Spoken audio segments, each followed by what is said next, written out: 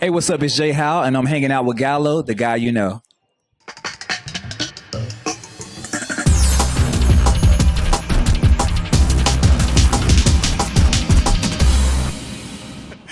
What's up? It's Nick Gallo, Gail, the guy you know, here with the incredible, talented Jay Howe. Bro, how you feeling? You just killed your first show in Chicago. That audience, man, the Howlers don't play. Thank you. Pleasure to have me. Thank you for having me. It's a pleasure to be here in Chicago. Windy city. It's definitely windy today. I'm excited to be here. It was amazing, man. Yeah, like the participation, like especially during like Faithful, they were just singing before you even hit a lyric. I was like, dang, this is what it's all about. Like, I just love seeing your build up and your fandom just building and just getting bigger and bigger because it's amazing seeing your gradual climb. I love it. And I want to ask you though, you know, seeing you live is different from than just hearing your music. You have a whole experience. Like I tell everyone, you got to see Jay Howell live. Don't get me wrong, I like listening to your albums, but seeing you live is dope. I want to ask you, what are your favorite songs to perform? Because you got two full bodies of work. Okay. You're more comfortable now. What ones do you just enjoy singing? Most definitely like Deserve and Faithful, like you said.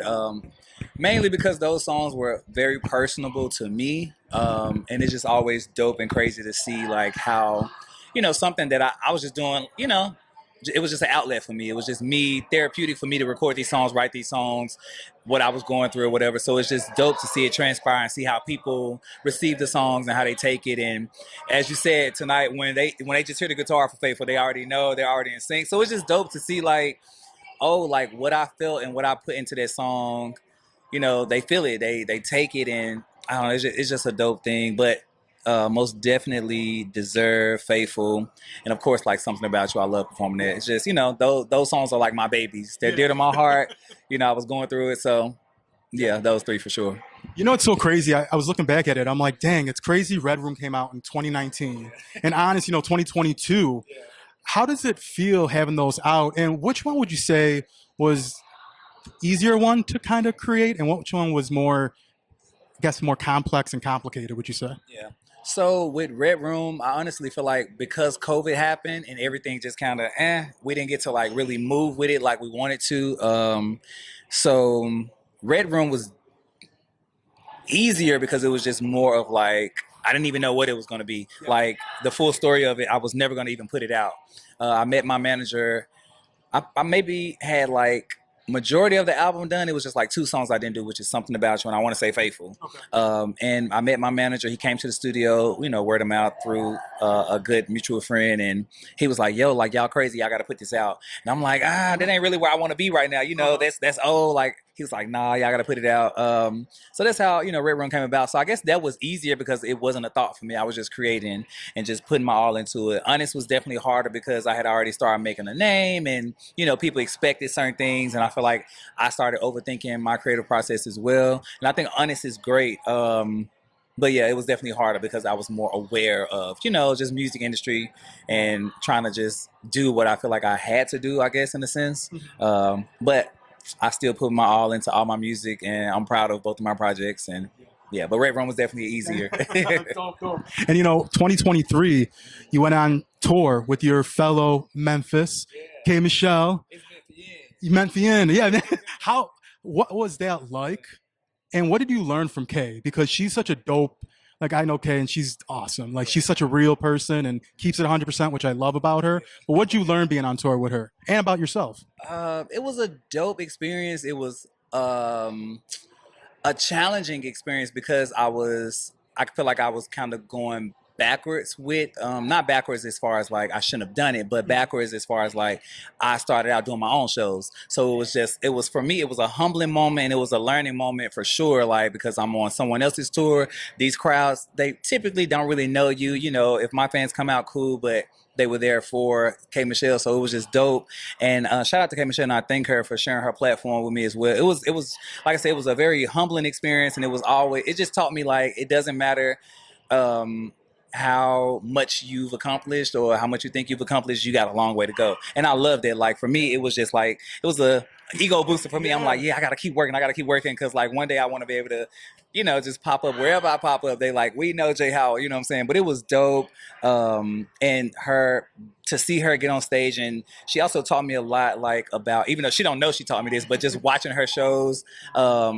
And the way that she allowed her band to introduce her, and like it was just dope. And I just took a lot of mental notes, artist wise, and was like, okay, cool, it's okay to share the stage, and it's okay to like, she just knew how to work it, and I just thought it was dope. So shout out to you, K Michelle, love her. And of course, I'm grateful for the opportunity. Yeah, that was amazing. I was so happy for both of you. Like that was just a perfect mesh up. Yes. So random. It was really just like I just kept getting tagged on her live, and I'm like, yo, I want to do the tour, and she was like, okay, like, and it happened. And yeah, it was beautiful. She's a dope spirit, a beautiful person, and yeah, love Kay. You know what's so funny? My next question, the outfit basically describes it. I want to talk about, Cowboy Carter tour is in full effect. I went to the second LA show in SoFi, and I thought I loved it more than Renaissance. I'm not gonna lie. I enjoyed Cowboy Carter tour way more than Renaissance. I want to ask you, have you seen it yet? Which one are you going? I'm going to 3 shows actually. If you know me, Beyonce is the inspiration for me. I'm excited. I'm going to 2 in Atlanta, and then I'm also doing the Vegas show, the last show. I always like to catch her last show. I feel like she give it her all. She just go ahead and lay it all out, and it's like it's a party almost. But yeah, I'm super excited. And yeah, dope. Yeah. I love the inspiration tonight. I was like, yo, this is. I want to ask you. I know you talked about collabs, but have you talked to Miguel at all? Just talk, like, not even necessarily doing a collab, but just speaking to him, because I already envision the collab with you two together and a video. Like it would. Oh my God. Miguel, if you see this, you hear what he says. Let's make it happen. But no, I haven't like spoken with him like in terms of music. I went to a concert. It was a few years back when I first moved out here. Actually, maybe 2019, maybe 2020. I'm not sure. He was at the Coca-Cola Roxy, theater, and I met him, and I just kind of let him know like, oh, you're my idol. But at that time, he don't know me. I don't think he knows me. You know what I'm saying? So it would be dope. That's definitely like one of my dream collaborations. I love him. I love his voice. I remember the first time I heard him. And I hate to use the word weird because, but he's so like eccentric and weird. Yeah, it was that weird vibe. But I remember driving, I'm like, oh my God, this is how I feel like I want to be and like how I sound. And I didn't think people would get me before I dropped my music. I'm like, oh my God, if I start, growling and doing all those bends and stuff, like, are they going to understand it? And when he came out with his song, I forgot which song it was, but it just, I don't know, it just reassured me that it's okay to like be in your own little world and sing how you sing. And shout out to Miguel. Yeah, I prefer that over normal, the weird and eccentric, and that's what makes you. Right, absolutely, for sure. Mm-hmm.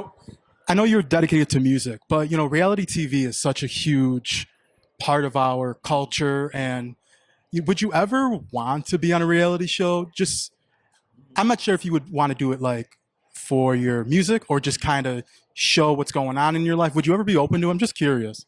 As far as honestly, I'm probably just gonna say no all around because I'm just one of those people. Like, I don't want my life, my personal life, to overshadow my music. You know what I'm saying? Like, I don't, and then I'm not really involved.